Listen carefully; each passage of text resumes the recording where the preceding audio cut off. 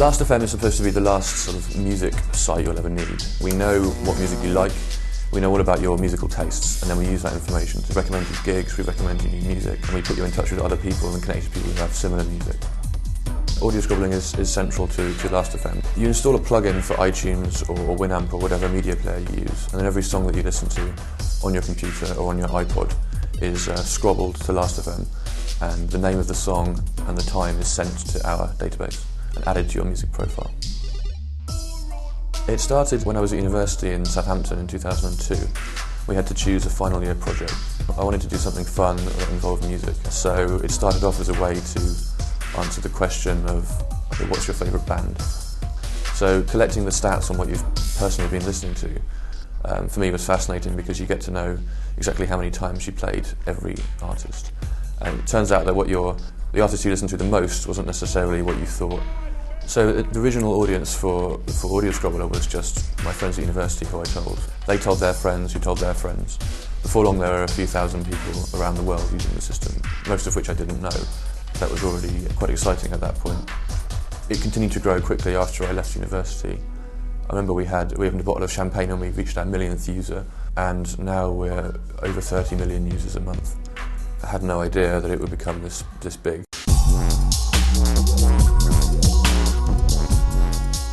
One of our data sources is tag information, where users apply tags to music, and we have 300,000 taggers each month, which is the size of a small city.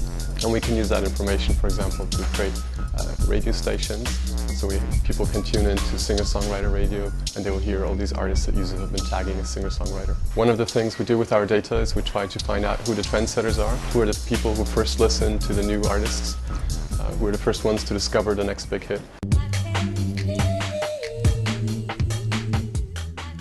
So I lead the web team, and what everyone on the web team has to do is take this mountain of data we have coming in from the audio scrobbler system. So 500 times a second people are telling us what they're listening to, and we have to take all that data and turn it into features and pages and useful stuff on the website that people can actually make sense of. So we basically keep adding features that make use of this music data. So if we know everyone's musical profile and exactly what they're listening to now and over their whole past, we can also use that by putting it together to recommend new music to you.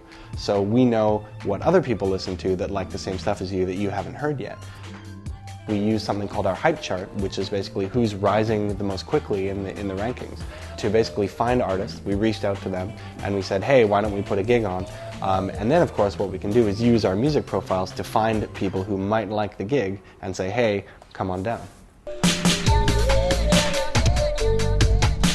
We've had bands like Ipso Facto, The Invisibles, Toddler T, basically every genre you can imagine, from hardcore, sweaty rock and roll to hip-hop to folk to electronica. I think what's most satisfying for me about Presents is bringing together the two worlds of editorial and user-generated content. And because this is sort of an up-and-coming thing, we try to get up-and-coming illustrators and we pair them with the artists for the gig, and we create these posters that are sort of a special edition for each gig.